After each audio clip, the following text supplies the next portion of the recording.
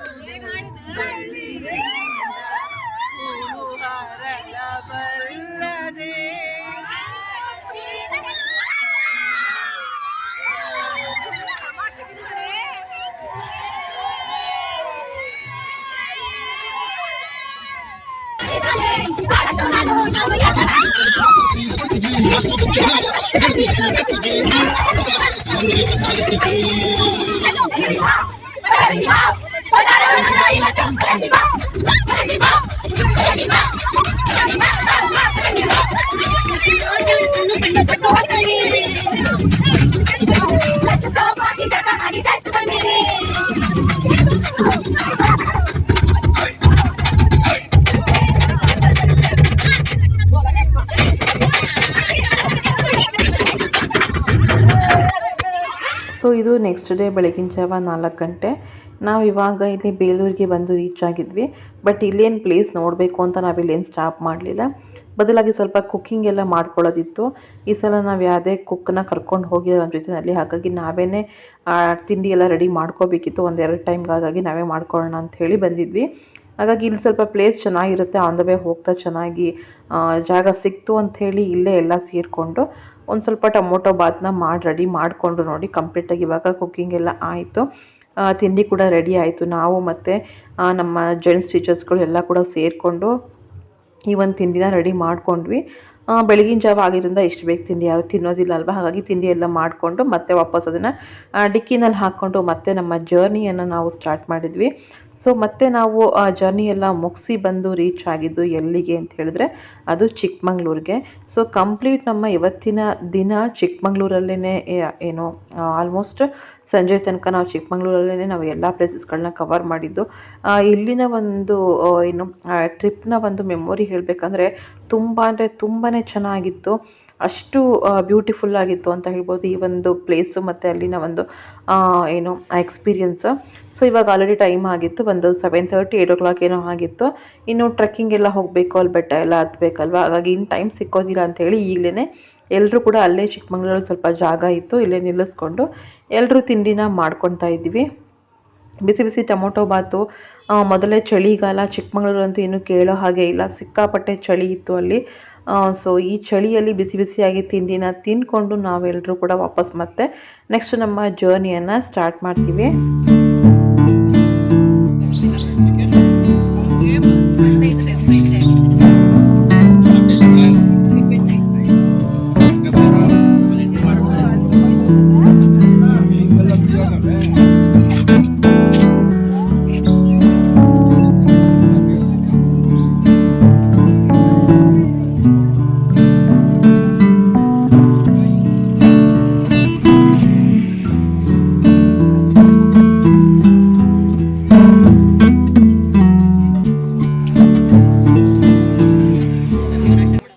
So ಚಿಕ್ಕಮಂಗ್ಳೂರಿಗೆ ಬಂದಮೇಲೆ ನಾವು ಮುಂಚಿತವಾಗಿಯೇ ಅಂದರೆ ನಾವು ಸ್ಕೂಲಲ್ಲಿ ಇದ್ದಾಗಲೇ ಇಲ್ಲಿ ಟ್ರೆಕ್ಕಿಂಗ್ ಎಲ್ಲ ಹೋಗಲಿಕ್ಕೆ ಜೀಪ್ಗಳೆಲ್ಲ ನಾವು ಮುಂಚಿತವಾಗಿಯೇ ಬುಕ್ ಮಾಡ್ಕೊಂಡಿದ್ವಿ. ಸೊ 5 ಜೀಪ್ಗಳಲ್ಲಿ ನಾವು ಎಲ್ಲ ಮಕ್ಕಳನ್ನು ಮತ್ತು ಟೀಚರ್ಸ್ ಎಲ್ಲ ಕೂತ್ಕೊಂಡು ಇಲ್ಲಿಂದ ನಾವು ಜೀಪಲ್ಲಿನೇ ಕಂಪ್ಲೀಟ್ ಚಿಕ್ಕಮಂಗ್ಳೂರು ಟ್ರಿಪ್ಪನ್ನು ಮಾಡಿದ್ದು. ಸೊ ಈ ಎಕ್ಸ್ಪೀರಿಯೆನ್ಸ್ ಅಂತೂ ತುಂಬಾ ಚೆನ್ನಾಗಿತ್ತು. ಅಲ್ಲಿ ಬೆಳಿಗ್ಗೆ ಆ ವೆದರಲ್ಲಿ ಈ ಒಂದು ಜೀಪಲ್ಲಿ ಹೋಗೋದು, ಏನು ಕಾಫಿ ತೋಟಗಳ ಮಧ್ಯೆ ಎಲ್ಲ ಹೋಗೋದಿದೆಯಲ್ಲ ತುಂಬಾ ಚೆನ್ನಾಗಿ ಅನಿಸುತ್ತೆ. ಸೊ ನಾನು ಇಲ್ಲಿ 2 ಮಕ್ಳ ಜೊತೆ ಇಲ್ಲಿ ಕೂತಿದ್ದೀನಿ. ಹಿಂದೆ ಕೂಡ ಒಂದಷ್ಟು ಮಕ್ಕಳು ಕೂತ್ಕೊಂಡಿದ್ದಾರೆ. ಸೊ ಕಂಪ್ಲೀಟ್ ನಾವು ಜೀಪಲ್ಲೇ ಎಲ್ಲ ಕಡೆ ಕರ್ಕೊಂಡು ಹೋಗ್ತಾರೆ ಅವರೇನೆ. ಅಲ್ಲಿ ಒಂದು ಜೀಪಿಗೆ ಇಷ್ಟು ಅಮೌಂಟ್ ಅಂತ ಒಂದಷ್ಟು ಮುಂಚೆನೇ ಮಾತುಕತೆ ಆಗಿರುತ್ತೆ. ಅಷ್ಟು ಅಮೌಂಟ್ ಅಂದರೆ ಒಂದು ಜೀಪಲ್ಲಿ ಅವರು ಕೂರಿಸುವಂಥದ್ದು 10 ಜನ ಏನೋ ಕೂರಿಸ್ತಾರೆ. 10 ಜನ ಒಂದು ಜೀಪಲ್ಲಿ ಕೂತ್ಕೊಂಡು ಎಲ್ಲ ಕಡೆ ಅಂದರೆ ಒಂದು 4-5 ಪ್ಲೇಸ್ ಇದ್ದಾವೆ. ಅಲ್ಲೆಲ್ಲ ಕರ್ಕೊಂಡು ಹೋಗಿ ನಮಗೆ ತೋರಿಸ್ಕೊಂಡು ಬರ್ತಾರೆ ಅವರೇನೆ. ಹಾಗಾಗಿ ಅವರಿಗೆ ಒಂದಷ್ಟು ಅಮೌಂಟ್ ಅಂತ ನನಗೆ ಗೊತ್ತಾಗಲಿಲ್ಲ, ಬಟ್ ಎಷ್ಟು ಒಂದು ಜೀಪಿಗೆ ಅಂತ ಹೇಳಿಬಿಟ್ಟು ಅಷ್ಟು ಅಮೌಂಟನ್ನು ಅವ್ರು ಮೊದಲೇ ಫಿಕ್ಸ್ ಮಾಡಿ ಮಾತಾಡ್ಕೊಂಡಿರ್ತಾರೆ. ಅದಕ್ಕೆ ತಕ್ಕ ಹಾಗೆ ಅಮೌಂಟನ್ನ ಕೊಟ್ಟು ನಾವು ಕಂಪ್ಲೀಟ್ ಆ ಜೀಪಲ್ಲಿ ಇಡೀ ಚಿಕ್ಕಮಂಗ್ಳೂರಿನ ಏನು ಮುಳ್ಳಯ್ಯನಗಿರಿ ಪೀಕ್ ಇದೆಯಲ್ಲ, ಮುಳ್ಳಯ್ಯನಗಿರಿ ಇರಬಹುದು, ಬಾಬಾ ಬುಡನ್ಗಿರಿ ಇರಬಹುದು, ಅದೆಲ್ಲವನ್ನು ನಮಗೆ ಅಲ್ಲಿ ತೋರಿಸೋದಕ್ಕೆ ಅವರು ಸಹಾಯ ಮಾಡ್ತಾರೆ. ಸೊ ಯಾಕಂದರೆ ಅಲ್ಲಿ ನಮ್ಮದೇ ಓನ್ ವೆಹಿಕಲ್ಸ್ಗಳೆಲ್ಲ ಹೋಗ್ಲಿಕ್ಕೆ ಸಾಧ್ಯ ಇಲ್ಲ. ಯಾಕಂದರೆ ಅದು ಏನು ಪೀಕ್ ಆಗಿರೋದ್ರಿಂದ ಆ ಬೆಟ್ಟದ ಮೇಲೆ ಹೋಗಬೇಕಾಗಿರೋದ್ರಿಂದ ಅಲ್ಲಿ ಎಕ್ಸ್ಪೀರಿಯನ್ಸ್ ಇರುವಂಥವ್ರು ಅಲ್ಲಿ ಅಂಥವರೇ ಆಗಬೇಕಾಗುತ್ತೆ.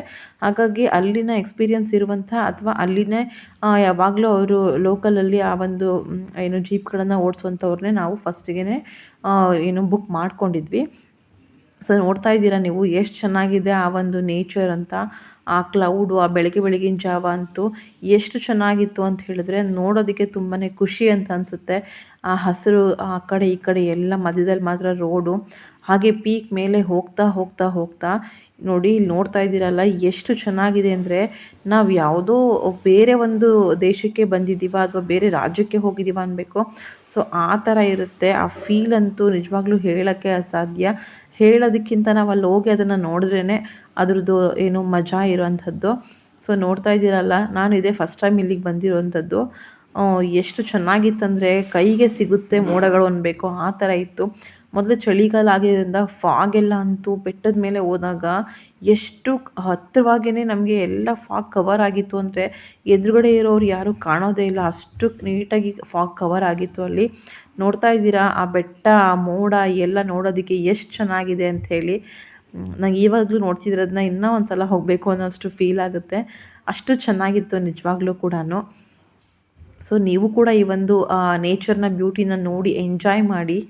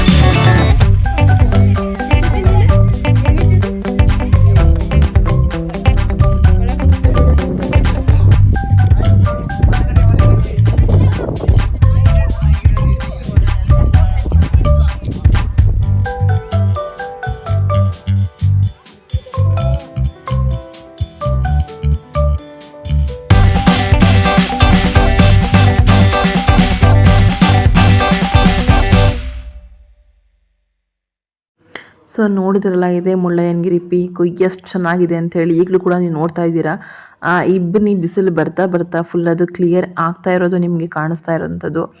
ಎಷ್ಟು ಚೆನ್ನಾಗಿದೆ ಅಂದರೆ ನಿಜವಾಗ್ಲೂ ನೋಡೋಕ್ಕೆ ಎರಡು ಕಣ್ಣು ಸಾಲದು, ಅಷ್ಟು ಚೆನ್ನಾಗಿದೆ.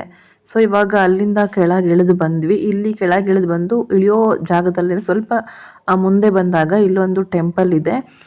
ಸೀತಾಳೇಶ್ವರ ಅಂತ ಅನಿಸುತ್ತೆ, ಮೇ ಬಿ ದೇವಸ್ಥಾನ ಅಥವಾ ದೇವ್ರ ಹೆಸರು. ಈಶ್ವರಂದು ದೇವಸ್ಥಾನ ಇದು. ಸೊ ಇಲ್ಲಿ ಕೂಡ ನಿಲ್ಲಿಸಿದ್ರು, ಇಲ್ಲಿ ದೇವಸ್ಥಾನ ದರ್ಶನ ಮಾಡ್ಕೊಂಡು ಬನ್ನಿ ಅಂಥೇಳಿ. ಸೊ ಇಲ್ಲೂ ಕೂಡ ಬಂದು ದೇವ್ರ ದರ್ಶನ ಎಲ್ಲ ಮಾಡಿಕೊಂಡು ಮತ್ತೆ ಹೊರಟ್ವಿ. ಇಲ್ಲಿ ಅಂತೂ ಕಂಪ್ಲೀಟಾಗಿ ಈ ಚಿಕ್ಕಮಂಗ್ಳೂರು ನಾವು ಎಲ್ಲ ಇಳಿಯೋ ಅಷ್ಟರವರೆಗೂ ಕಂಪ್ಲೀಟ್ ಚಳಿ ಚಳಿ, ನೀರಂತೂ ಎಷ್ಟು ಕೋಲ್ಡ್ ಇರುತ್ತೆ ಅಂದರೆ ಫ್ರೀಸರಿಂದ ತೆಗ್ದಿರ್ಬೇಕೇನೋ ಅನಿಸುತ್ತೆ, ಅಷ್ಟು ಕೋಲ್ಡ್ ಆಗಿರ್ತಾ ಇತ್ತು. ಸೊ ಇದು ಬಂದು ಹೊನ್ನಮ್ಮನ ಫಾಲ್ಸ್ ಅಂತ ಹೇಳಿಬಿಟ್ಟು. ಸೊ ಇಲ್ಲೂ ಅಷ್ಟೇ ನೀರಂತೂ ಬೆಟ್ಟದ ಮೇಲಿಂದ ಬರ್ತಿರುವಂಥದ್ದು ನೀರು. ಅಲ್ಲಿ ಒಂದು 30 ಸೆಕೆಂಡ್ ಹರಿಯೋ ನೀರಲ್ಲಿ ನಾವು ಏನಾದರೂ ಕಾಲು ಹಾಕ್ಕೊಂಡು ನಿಂತ್ಕೊಂಡ್ರೆ ಮೇಲೆ ಕಂಪ್ಲೀಟ್ ನಮ್ಮ ಕಾಲೆಲ್ಲ ಫುಲ್ ಬೆಂಡಾಗೋ ಥರ ಆಗಿಬಿಡುತ್ತೆ, ಅಷ್ಟು ಕೋಲ್ಡ್ ಇರುತ್ತೆ ನೀರಂತೂ. ಫ್ರೀಝರಲ್ಲಿ ಇದೆಯೇನೋ ಅನ್ಬೇಕು ನೀರು, ಅಷ್ಟು ಅಂದರೆ ಅಷ್ಟು ಕೋಲ್ಡ್ ಇರುತ್ತೆ. ಈಗ ನಮ್ಮಲ್ಲೇ ಇಷ್ಟೊಂದು ಕೋಲ್ಡ್ ಇದೆ ಅನ್ನುವಾಗ ಇನ್ನು ಚಿಕ್ಕಮಂಗ್ಳೂರು ಸೈಡ್ ಅಂತೂ ಕೇಳೋ ಹಾಗೆ ಇಲ್ಲ ಅಲ್ವಾ. ಅಷ್ಟು ಅಂದರೆ ಅಷ್ಟು, ಅಲ್ಲಿ ಎಲ್ಲ ಕಡೆಯೂ ಅಷ್ಟೇ ನೀರು ಅಷ್ಟೇ ಕೋಲ್ಡ್ ಆಗಿತ್ತು. ಬಿಸಿಲು ಬರ್ತಾ ಇದ್ದರೂ ಕೂಡ ಆ ನೀರು ಏನು ತಣ್ಣಗಿದೆಯಲ್ಲ ಅದು ಮಾತ್ರ ಕಡಿಮೆನೇ ಆಗಿರಲಿಲ್ಲ, ಅಷ್ಟೇ ತಣ್ಣಗಿತ್ತು. ಸೊ ನೋಡ್ತಾ ಇದ್ದೀರಲ್ಲ, ಇದೇ ಹೊನ್ನಮ್ಮನ ಫಾಲ್ಸ್ ಅಂತ ಹೇಳಿಬಿಟ್ಟು. ಇದು ನೆಕ್ಸ್ಟ್ ಹರ್ಕೊಂಡು ಮುಂದೆ ಇನ್ನೊಂದು ಫಾಲ್ಸ್ ಆಗಿ ಹೋಗುತ್ತೆ, ಅದನ್ನು ಜರಿ ಫಾಲ್ಸ್ ಅಂತ ಹೇಳ್ತಾರೆ. ಸೊ ಅಲ್ಲಿಗೂ ಕೂಡ ಹೋಗಿದ್ವಿ ನಾವು. ಅಲ್ಲಿಗೆ ಹೋಗೋ ಎಕ್ಸ್ಪೀರಿಯನ್ಸ್ ಅಂತೂ ನೀವು ಕೇಳೋ ಹಾಗೆ ಇಲ್ಲ. ಸಿಕ್ಕಾಪಟ್ಟೆನೇ ಒಂಥರ ವಿಯರ್ಡ್ ಆಗಿತ್ತು. ಅಂದರೆ ಅಲ್ಲಿನ ಬೆಟ್ಟದಿಂದ ಇಳಿದು ಬೆಟ್ಟದಲ್ಲಿ ಹೋಗುವಂಥದ್ದಲ್ವ, ಅಲ್ಲಿಗೆ ಬೇರೆ ಜೀಪಲ್ಲಿ ಹೋಗಬೇಕು, ಈ ಜೀಪ್ ಅಲ್ಲದೆ ಮತ್ತೊಂದು ಜೀಪಲ್ಲಿ ಹೋಗಬೇಕು ಅಲ್ಲಿಗೆ. ಸೊ ಅದು ಕೂಡ ಅಷ್ಟೇ, ಆ ಬೆಟ್ಟದ ಮಧ್ಯದಲ್ಲಿ ಹೋಗೋದ್ರಿಂದ ತುಂಬ ಅಂದರೆ ಹಳ್ಳ ಎಲ್ಲ ಹೇಗಿದೆ ಅಂದರೆ ರೋಡು ಭಯಾನಕವಾಗಿದೆ. ನಾನಂತೂ ಅಲ್ಲಿ ವಿಡಿಯೋ ಮಾಡೇ ಇಲ್ಲ ಅನಿಸುತ್ತೆ, ಅಷ್ಟು ತುಂಬಾ ಏನು ಕಷ್ಟ ಆ ರೋಡಲ್ಲಿ ನಿಜ ಡ್ರೈವ್ ಮಾಡಬೇಕಂದ್ರೆ. ಅಲ್ಲಿನ ಏನು ಡ್ರೈವ್ ಮಾಡುವಂಥ ಡ್ರೈವರ್ಗಳಿಗೆ ನಿಜವಾಗ್ಲೂ ಹ್ಯಾಟ್ಸ್ ಆಫ್ ಹೇಳಬೇಕು. ಅಂತಹ ರೋಡಲ್ಲೂ ಕೂಡ ಅಷ್ಟು ನೀಟಾಗಿ ಎಲ್ಲ ಟೂರಿಸ್ಟ್ಗಳು ಬಂದವ್ರನ್ನ ಕರ್ಕೊಂಡೋಗಿ ಆ ಎಲ್ಲ ಪ್ಲೇಸಸ್ಗಳನ್ನ ಕವರ್ ಮಾಡ್ತಾರಲ್ಲ, ನಿಜವಾಗ್ಲೂ ಅವರು ಗ್ರೇಟ್ ಅಂತಲೇ ಹೇಳಬೇಕು. ಅಂಥ ದಾರಿಯಲ್ಲಿ ಬೈಕ್ ಅವರು ಓಡಿಸೋವಂಥದ್ದು. ಸೊ ನೋಡಿ, ನಾವು ಬಂದು ನೀರಲ್ಲಿ ನಿಂತ್ಕೋತಾ ಇದ್ದೀನಿ, ಎಷ್ಟು ಕೋಲ್ಡ್ ಆಗಿತ್ತು ನೀರು ಅಂದರೆ ಅಷ್ಟು ತಣ್ಣಗಿತ್ತು. ತುಂಬಾ ಚೆನ್ನಾಗಿತ್ತು ಎಕ್ಸ್ಪೀರಿಯೆನ್ಸ್ ಮಾತ್ರ. ಈಗ ನೀವು ನೋಡ್ತಿರೋದು ಬಂದು ಚಿಕ್ಕಮಂಗ್ಳೂರಲ್ಲಿರುವಂಥ ಒಂದು ಶೂಟಿಂಗ್ ಏನು ಸ್ಪಾಟ್ ಇದು. ಇದು ಅಷ್ಟೇ ತುಂಬ ಚೆನ್ನಾಗಿತ್ತು. ಸುತ್ತ ಬೆಟ್ಟ ಗುಡ್ಡಗಳು, ಮಧ್ಯದಲ್ಲಿ ಸ್ವಲ್ಪ ಜಾಗ ಇದೆ. ಸೊ ಇಲ್ಲಿ ಒಂದಷ್ಟು ಮೂವಿಗಳನ್ನು ಶೂಟ್ ಮಾಡಿದ್ದಾರಂತೆ. ನೋಡಲಿಕ್ಕೆ ಕೂಡ ತುಂಬ ಚೆನ್ನಾಗಿತ್ತು. ನೀವೇ ಕೂಡ ನೋಡ್ತಾ ಇದ್ದೀರಲ್ಲ ಹೇಗಿದೆ ಅಂಥೇಳಿ, ತುಂಬಾ ಚೆನ್ನಾಗಿತ್ತು. ಈ ಶೂಟಿಂಗ್ ಸ್ಪಾಟ್ ಆದ ನಂತರ ನಾವು ಹೋಗಿದ್ದು ನೆಕ್ಸ್ಟು ಝೆಡ್ ಪಾಯಿಂಟ್ ಅಂತ ಹೇಳಿ ಅದನ್ನು ಕರೀತಾರೆ. ಝೆಡ್ ಪಾಯಿಂಟ್ ಅಂತ ಏನು ಅಂತಂದರೆ ಅಲ್ಲಿ ಕೂಡ ಟ್ರಕ್ಕಿಂಗನ್ನು ಮಾಡುವಂಥ ಒಂದು ಜಾಗ ಅದು. ನೀವು ನೋಡ್ತಾ ಇದ್ದೀರಾ ನೋಡಿ, ಅದೇನೇ ಝೆಡ್ ಪಾಯಿಂಟ್ ಅಂತ ಹೇಳಿ. ಅಲ್ಲಿ ಮೇಲೆ ಟ್ರಕ್ಕಿಂಗ್ ಎಲ್ಲ ಹೋಗ್ತಾರೆ. ಬಟ್ ನಾವು ಟ್ರಕ್ಕಿಂಗ್ ಹೋಗಲಿಲ್ಲ, ಯಾಕಂದರೆ ಮುಳ್ಳಯ್ಯನಗಿರಿ ಪೀಕಲ್ಲಿ ಹತ್ತಿದ್ದೆ ಮಕ್ಕಳೆಲ್ಲ ತುಂಬಾ ಕಾಲು ನೋವು ಅಂತ ಹೇಳ್ತಾಯಿದ್ರು. ಸೊ ಬಾಬಾ ಬುಡನ್ಗಿರಿಯಲ್ಲಿ ಇರುವಂಥದ್ದಿದು. ಇಲ್ಲಂತೂ ಎಷ್ಟು ಗಾಳಿ ಅಂದರೆ ನಿಲ್ಲೋಕ್ಕೂ ಆಗಲ್ಲ, ಅಷ್ಟು ಗಾಳಿ ಬರ್ತಾ ಇತ್ತು. ಕೆಳಗಡೆಯಿಂದ ಎಲ್ಲ ನೋಡಿ, ನೋಡ್ತಾ ಇದ್ದೀರಲ್ಲ, ಅಲ್ಲಿ ನಿಂತಿದ್ರೆ ನಮ್ಮ ಬಟ್ಟೆಗಳೆಲ್ಲ ಹೇಗೆ ಆರ್ತಾ ಇದೆ ಅಂಥೇಳಿ, ಅಷ್ಟು ಗಾಳಿ ಇತ್ತು ಅಲ್ಲಿ. ಅಲ್ಲೂ ಕೂಡ ಒಂದಷ್ಟು ಫೋಟೋ ಗಿಟ ತೆಕ್ಕೊಂಡು ವಿಡಿಯೋ ಎಲ್ಲ ಮಾಡ್ಕೊಂಡ್ವಿ ನಾವು. ನಂತರ ಅಲ್ಲಿಂದ ನೆಕ್ಸ್ಟ್ ನಾವು ಸ್ಪಾಟಿಗೆ ಹೊರಟಿದ್ದು ಬಾಬಾ ಬುಡನ್ಗಿರಿ ಏನು ಟೆಂಪಲ್ ಇದೆಯಲ್ಲ ಅಲ್ಲಿಗೆ ಹೋದ್ವಿ. ಅದು ಅಷ್ಟೇ ತುಂಬಾ ಚೆನ್ನಾಗಿತ್ತು. ಆ ಟೆಂಪಲ್ ತುಂಬ ಪ್ರಶಾಂತವಾಗಿತ್ತು. ಸೊ ನೆಕ್ಸ್ಟ್ ಈಗ ನಾವು ಹೋಗ್ತಿರೋಂಥದ್ದು ಬಾಬಾ ಬುಡನ್ಗಿರಿ ಮತ್ತು ಶೂಟಿಂಗ್ ಸ್ಪಾಟಿಗೆಲ್ಲ ಆದ ನಂತರ ಈಗ ನಾವು ಹೋಗ್ತಿರೋದು ಝರಿ ಫಾಲ್ಸ್ಗೆ. ನೀವು ನೋಡ್ತಾ ಇದ್ದೀರಲ್ಲ, ಇದಿನ್ನು ಸ್ಟಾರ್ಟಿಂಗು. ಇಲ್ಲಿ ಅಷ್ಟೊಂದೆಲ್ಲ ಏನು ಕಷ್ಟ ಇರಲಿಲ್ಲ ಆ್ಯಕ್ಚುಲಿ ರೋಡ್ ಇದೆ ಹೇಳಬೇಕಂದ್ರೆ. ನೆಕ್ಸ್ಟು ಮುಂದಿನ ರೋಡ್ಗಳನ್ನ ನಾವು ಕಂಪೇರ್ ಮಾಡಿದ್ರೆ ಈ ರೋಡ್ ಸ್ವಲ್ಪ ಚೆನ್ನಾಗೇ ಇತ್ತು. ಬಟ್ ಮುಂದೆ ಹೋಗ್ತಾ ಹೋಗ್ತಾ ಅಂತೂ ಸಿಕ್ಕಾಪಟ್ಟೆ ಇಳಿಜಾರಿರುತ್ತೆ, ತುಂಬ ಹಳ್ಳ ದಿಣ್ಣೆಗಳೆಲ್ಲ ಇರುತ್ತೆ. ಸೊ ಅಷ್ಟು ಕ್ರಿಟಿಕಲ್ ಜಾಗದಲ್ಲಿ ಪಾಪ ಡ್ರೈವರ್ ಗಾಡಿನ ಡ್ರೈವ್ ಮಾಡಿಕೊಂಡು ಕೊನೆಗೆ ನಮ್ಮನ್ನು ಈ ಝರಿ ಫಾಲ್ಸ್ಗೆ ಕರ್ಕೊಂಡು ಬಂದು ಸೇರಿಸಿದ್ರು. ಇದು ಅಷ್ಟೇ ತುಂಬಾ ಚೆನ್ನಾಗಿತ್ತು. ಯಾವುದೋ ಒಂದು ಸೀನರಿದು ಬ್ಯಾಕ್ಗ್ರೌಂಡ್ ನೋಡ್ತೀವಲ್ಲ ನಾವು ಮೊಬೈಲ್ನಲ್ಲಿ ಅಥವಾ ಇದರಲ್ಲಿ, ಆ ಥರ ಕಾಣುತ್ತೆ ನೋಡಿ. ಸುತ್ತ ಗಿಡ ಮರಗಳ ಮಧ್ಯದಲ್ಲಿ ಆ ಒಂದು ಫಾಲ್ಸ್ ಬರುವಂಥದ್ದು, ಇದನ್ನು ಝರಿ ಫಾಲ್ಸ್ ಅಂತ ಹೇಳಿ ಕರೀತಾರೆ. ಇದು ಕೂಡ ತುಂಬ ಅಂದರೆ ತುಂಬಾ ಚೆನ್ನಾಗಿತ್ತು. ಆ್ಯಂಡ್ ಇಲ್ಲೂ ಕೂಡ ಅಷ್ಟೇ ನೀರು ಹೇಳೋ ಹಾಗೆ ಇಲ್ಲ, ತುಂಬಾ ತಣ್ಣಗಿತ್ತು. ಸೊ ಇಲ್ಲೂ ಒಂದಷ್ಟು ಫೋಟೋ ಶೂಟ್ಸು ಅದು ಇದು ಎಲ್ಲ ಮಾಡಿಕೊಂಡು ನಾವು ನೆಕ್ಸ್ಟ್ ಇವಾಗ ಅಲ್ಲಿಂದ ಹೊರಟು ನೆಕ್ಸ್ಟ್ ಬಂದು ಸಂಜೆ ಆಗಿತ್ತು. ಇವಾಗ ಬಂದಿರುವಂಥದ್ದು ಬಂದು ಕಳಸಕ್ಕೆ ಬಂದಿದ್ದೀವಿ. ಕಳಸದಲ್ಲಿರುವಂತಹ ಕಳಸೇಶ್ವರ ಏನು ದೇವಸ್ಥಾನ, ನಾವು ಲಾಸ್ಟ್ ಅಥವಾ ಬಿಫೋರ್ ಲಾಸ್ಟ್ ಟೈಮ್ ಕೂಡ ನಾವು ಈ ಟೆಂಪಲ್ಗೆ ಬಂದಿದ್ವಿ. ಈ ಟೈಮ್ ಕೂಡ ನಾವು ಹೊರನಾಡಿಗೆ ಹೋಗ್ತಾ ಇದ್ದೀವಲ್ಲ, ಹೊರನಾಡಿಗೆ ಹೋಗೋ ಆನ್ ದ ವೇ ಅಲ್ಲೇ ಈ ಟೆಂಪಲ್ ಸಿಗುವಂಥದ್ದು. ಹಾಗಾಗಿ ನಮಗಿನ್ನ ಟೈಮ್ ಕೂಡ ಇತ್ತು ಅಂತ ಹೇಳಿ ಇಲ್ಲೂ ಕೂಡ ದೇವ್ರ ದರ್ಶನ ಎಲ್ಲ ಮಾಡ್ಕೊಂಡು ಹೋಗೋಣ ಅಂಥೇಳಿ ಈ ಟೆಂಪಲ್ಲಿಗೆ ಬಂದ್ವಿ. ಆಲ್ರೆಡಿ ಸಂಜೆ ಆಗಿತ್ತು. ಇದನ್ನು ಮುಗಿಸಿ ನಾವು ನೆಕ್ಸ್ಟ್ ಹೊರನಾಡಿಗೆ ಹೋಗೋದಿತ್ತು. ಹಾಗಾಗಿ ಇಲ್ಲಿ ದರ್ಶನ ಎಲ್ಲ ಮಾಡಿಕೊಂಡು ನೆಕ್ಸ್ಟ್ ನಾವು ಹೊರನಾಡಿಗೆ ಹೊರಡ್ತೀವಿ. ಇಲ್ಲಿ ಕೂಡ ಎಷ್ಟು ಸಾಧ್ಯ ಆಯಿತು ಅಷ್ಟು ಮಾತ್ರ ನಾನು ವಿಡಿಯೋ ಮಾಡಿದ್ದೀನಿ. ಆಲ್ಮೋಸ್ಟ್ ಎಲ್ಲ ಟೆಂಪಲ್ಗಳಲ್ಲೂ ಕೂಡ ವಿಡಿಯೋ ಎಲ್ಲ ಮಾಡಲಿಕ್ಕೆ ಅವಕಾಶ ಇಲ್ಲ. ಹಾಗಾಗಿ ನಾನು ಹೊರಗಡೆಯಿಂದ ಎಷ್ಟನ್ನು ತೋರಿಸ್ಲಿಕ್ಕೆ ಸಾಧ್ಯ ಅಷ್ಟು ಮಾತ್ರ ನಿಮಗೆ ಇಲ್ಲಿ ವಿಡಿಯೋ ಮಾಡಿ ಶೇರ್ ಮಾಡ್ತಾ ಇದ್ದೀನಿ. ಆಲ್ಮೋಸ್ಟ್ ಎಲ್ಲ ಟೆಂಪಲ್ಗಳು ಒಳಗಡೆ ಹೋಗಲಿಕ್ಕೆ ಏನು ವಿಡಿಯೋ ಮಾಡಲಿಕ್ಕೆ ಅವಕಾಶ ಕೊಡೋದಿಲ್ಲ. ಸೊ ಅದಾದ ನಂತರ ನಾವು ಹೊರನಾಡಿಗೆ ಬಂದು ರೀಚ್ ಆಗೋಷ್ಟೊತ್ತಿಗೆ ಕತ್ಲೆ ಆಗಿತ್ತು. ಮತ್ತು ಇಲ್ಲಿ ಡ್ಯಾನ್ಸು ಎಲ್ಲ ಶುರುವಾಯಿತು ನಮ್ಮ ಮಕ್ಕಳದು. ಡ್ಯಾನ್ಸ್ ಎಲ್ಲ ಮುಗಿಸಿ ಮತ್ತೆ ನಾವೀಗ ಫೈನಲ್ ಆಗಿ ಬಂದು ರೀಚ್ ಆಗಿದ್ದು ನೈಟು ಹೊರನಾಡಿಗೆ ಬಂದು ರೀಚ್ ಆದ್ವಿ. ಸೊ ಇಲ್ಲಿ ಬಂದ ತಕ್ಷಣ ನಮಗೆ ದೇವ್ರ ದರ್ಶನ ತುಂಬ ಚೆನ್ನಾಗಿಯೇ ಆಯಿತು. ಇವತ್ತೇನೋ ಸ್ಪೆಷಲ್ ಇತ್ತು ಅಂತ ಕಾಣುತ್ತೆ. ಏನೋ ಒಂದಷ್ಟು ಸ್ಪೆಷಲಾಗಿ ಪೂಜೆ ಕೂಡ ಎಲ್ಲ ಮಾಡ್ತಾಯಿದ್ರು ಒಳಗಡೆ ಎಲ್ಲ ಕೂತ್ಕೊಂಡು.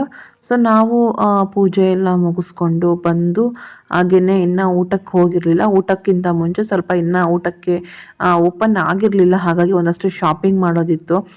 ನಾರ್ಮಲಾಗಿ ಸ್ಪೈಸಸ್ ಎಲ್ಲ ನಾನು ತೊಗೋತೀನಲ್ಲ ಯಾವಾಗಲೂ ಕೂಡ ಹೊರನಾಡಲ್ಲಿ, ಹಾಗೆಯೇ ಅದೆಲ್ಲ ತೊಗೊಂಡು ಇವಾಗ ಊಟಕ್ಕೆ ಬಂದ್ವಿ. ಊಟ ಎಲ್ಲ ಮುಗಿಸ್ಕೊಂಡು ಸೊ ನೆಕ್ಸ್ಟು ಅಲ್ಲೇ ಸ್ಟೇ ಆಗಿದ್ದು. ಇದು ನೆಕ್ಸ್ಟ್ ಡೇ ಮಾರ್ನಿಂಗು ನಾವು ರೀಚ್ ಆಗಿರೋದು ಬಂದು ಶೃಂಗೇರಿನಲ್ಲಿ. ಸೊ ಬೆಳಗಿನ ಜಾವ ಇಲ್ಲಿ ಬಂದು ರೀಚ್ ಆಗಿ ಇಲ್ಲಿ ಫ್ರೆಶ್ ಅಪ್ ಎಲ್ಲ ಆಗಿ ರೆಡಿಯಾಗಿ ದೇವ ದರ್ಶನಕ್ಕೆ ಹೋಗೋದಕ್ಕೆ ಅಂಥೇಳಿ ಎಲ್ಲರೂ ಕೂಡ ರೆಡಿಯಾಗಿ ನಿಂತ್ಕೊಂಡಿದ್ದೀವಿ. ಸೊ ಈಗ ಎಲ್ಲರೂ ಕೂಡ ಬಂದಿದ್ದೀವಿ ಶೃಂಗೇರಿಯ ಶಾರದಾಂಬ ಟೆಂಪಲ್ಗೆ. ಇದು ನಾನು ಬಿಫೋರ್ ಲಾಸ್ಟ್ ಇಯರ್ ಕೂಡ ನಾವು ಈ ಟೆಂಪಲ್ಗೆ ಬಂದಿದ್ವಿ. ಸೊ ಈ ಸಲ ಮತ್ತೆ ಈಗ ಈ ಹೊಸ ಮಕ್ಕಳ ಜೊತೆ ಬಂದಿರುವಂಥದ್ದು. ಇಲ್ಲಿ ಕೂಡ ಟೆಂಪಲಲ್ಲಿ ಶಾರದಾ ಮಾತೆ ದರ್ಶನ ಪಡ್ಕೊಂಡು ಶಂಕರಾಚಾರ್ಯರದು ಮಠವನ್ನು ಕೂಡ ನೋಡಿಕೊಂಡು ನಂತರ ನಾವು ಮತ್ತೆ ನಮ್ಮ ಜರ್ನಿಯನ್ನು ಕಂಟಿನ್ಯೂ ಮಾಡ್ತೀವಿ. ಅಂದರೆ ನಾವು ಶೃಂಗೇರಿ ಮುಗಿಸಿ ನೆಕ್ಸ್ಟ್ ಹೋಗಬೇಕಾಗಿದ್ದು ನಾವು ಮಣಿಪಾಲ್ ಮ್ಯೂಸಿಯಮ್ಗೆ ಹೋಗುವಂಥದ್ದು.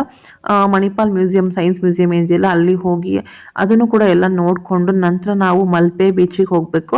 ಮಲ್ಪೆ ಬೀಚಿಗೆ ಹೋಗಿ ಮಲ್ಪೆ ಬೀಚಲ್ಲಿ ಒಂದಷ್ಟು ಹೊತ್ತು ಆಟ ಆಡಿಕೊಂಡು ನಂತರ ಉಡುಪಿಗೆ ಹೋಗಿ ಉಡುಪಿಯಲ್ಲಿ ದೇವ್ರದ್ದು ದರ್ಶನ ಮಾಡಿಕೊಂಡು ಶ್ರೀಕೃಷ್ಣ ಮಠಕ್ಕೆ ಹೋಗಿ ದರ್ಶನ ಮಾಡಿಕೊಂಡು ಅಲ್ಲಿಂದ ವಾಪಸ್ ನಾವು ಅವತ್ತು ನೈಟು ಹೊರಡೋವಂಥದ್ದಿತ್ತು. ಆದರೆ ಆಗಲೇ ಹೇಳ್ದಂಗೆ ನಮಗೆ ಉಡುಪಿಯಲ್ಲಿ ದರ್ಶನ ಮಾಡಲಿಕ್ಕೆ ಆಗಲಿಲ್ಲ. ಯಾಕೆ ಅಂತ ಹೇಳಿದ್ರೆ ನಾವು ಮಲ್ಪೆ ಬೀಚ್ಗೆ ಹೋಗಿ ಚೆನ್ನಾಗಿ ಆಟ ಎಲ್ಲ ಆಡಿ ಎಲ್ಲ ಆಯಿತು. ಅದಾದ ನಂತರ ಒಂದು ಹುಡುಗಿಗೆ ಸ್ವಲ್ಪ ಆರೋಗ್ಯದಲ್ಲಿ ಏರುಪೇರಾಯಿತು. ಹಾಗಾಗಿ ನಾವು ಮತ್ತೆ ಇನ್ನೂ ಅಲ್ಲಿ ದರ್ಶನ ಮಾಡ್ತಾ ಅಲ್ಲಿ ಇರೋಷ್ಟು ಟೈಮ್ ನಮಗೆ ಆಗಲಿಲ್ಲ. ಹಾಗಾಗಿ ನಾವು ಅಲ್ಲಿಂದ ನೆಕ್ಸ್ಟು ಹೊರಟುಬಿಟ್ವಿ. ಉಡುಪಿಗೆ ಹೋದ್ವಿ, ಬಟ್ ದರ್ಶನ ಮಾಡೋಕ್ಕಾಗಲಿಲ್ಲ ನಮಗೆ. ಅಲ್ಲಿಂದ ವಾಪಸ್ ಹೊರಟು ನಾವು ನೆಕ್ಸ್ಟ್ ಡೇ ಸಂಡೇ ಮಾರ್ನಿಂಗು 6 o'clockಗೆ ನಾವು ಮೈಸೂರನ್ನ ಬಂದು ರೀಚ್ ಆದ್ವಿ. ಅದಾದ ನಂತರ ನನಗೆ ಇಲ್ಲಿ ಮಣಿಪಾಲ್ ಮ್ಯೂಸಿಯಮ್ಗೆ ಹೋಗೋ ತನಕ ನಾನು ವಿಡಿಯೋ ಮಾಡಿದ್ದೀನಿ. ಅದಾದಮೇಲೆ ಮಲ್ಪೆ ಬೀಚಿಗೆ ಹೋದಾಗ ಚೆನ್ನಾಗಿ ಎಂಜಾಯ್ ಮಾಡಿದ್ವಿ, ಅಲ್ಲೇನು ಸಮಸ್ಯೆ ಇರಲಿಲ್ಲ. ಆದರೆ ಅಲ್ಲಿ ಬೀಚಲ್ಲಿ ಮೊಬೈಲ್ ತೊಗೊಂಡೋಕ್ಕಾಗಿಲ್ವಲ್ಲ, ಹಾಗಾಗಿ ನನಗೆ ವಿಡಿಯೋ ಮಾಡೋಕ್ಕಾಗಿಲ್ಲ ಅಲ್ಲಿ. ಅದನ್ನು ಬಿಟ್ಟು ನನಗೆ ಮತ್ತೆ ಇನ್ನೂ ಉಡುಪಿಗೆ ಹೋದ್ಮೇಲೆ ಆಗಲೇ ಹೇಳ್ದಂಗೆ ಸ್ವಲ್ಪ ಈ ಥರದ್ದೆಲ್ಲ ಆಗಿದ್ದರಿಂದ ಮತ್ತೆ ವಿಡಿಯೋ ಕಂಟಿನ್ಯೂ ಮಾಡೋಕ್ಕಾಗಲಿಲ್ಲ. ಸೊ ಇಲ್ಲಿಗೆ ನಾನು ನನ್ನ ವಿಡಿಯೋನ ಸ್ಟಾಪ್ ಮಾಡಿಬಿಟ್ಟೆ. ಸೊ ಫ್ರೆಂಡ್ಸ್, ಇದಾಗಿತ್ತು ನನ್ನ ಸ್ಕೂಲಿಂದ ಹೋದಂಥ 2 ದಿನದ ಟ್ರಿಪ್ನ ಒಂದು ವ್ಲಾಗ್. ಈ ಸಲ ಅಷ್ಟೊಂದೆಲ್ಲ ಏನು ಎಂಜಾಯ್ ಮಾಡೋಕ್ಕಾಗಲಿಲ್ಲ. ಕೊನೆ ಸ್ವಲ್ಪ ಬೇಜಾರಾಗಿದ್ದರಿಂದ ಅದನ್ನು ಬಿಟ್ಟರೆ ಉಳಿದೆಲ್ಲ ಕೂಡ ಚೆನ್ನಾಗಿತ್ತು. ನೋಡ್ತಾ ಇದ್ದೀರಾ, ನಾನು ಕೂಡ ಇಲ್ಲಿ ಡ್ಯಾನ್ಸ್ ಎಲ್ಲ ಮಾಡಿ ಎಂಜಾಯ್ ಮಾಡಿದ್ದೀನಿ ಮಕ್ಕಳ ಜೊತೆಯಲ್ಲಿ. ಆ್ಯಂಡ್ ಈ ಸಲ ಇನ್ನೊಂದು ಏನಪ್ಪ ಮಿಸ್ಸಿಂಗ್ ಅಂದರೆ ಈ ಸಲ ನನ್ನ ಮಗ ಕೂಡ ನನ್ನ ಜೊತೆ ಬಂದಿಲ್ಲ. ನನಗೆ ಪ್ರತಿ ವರ್ಷ ನನ್ನ ಮಗ ನನ್ನ ಜೊತೆ ಬರ್ತಾ ಇದ್ದ.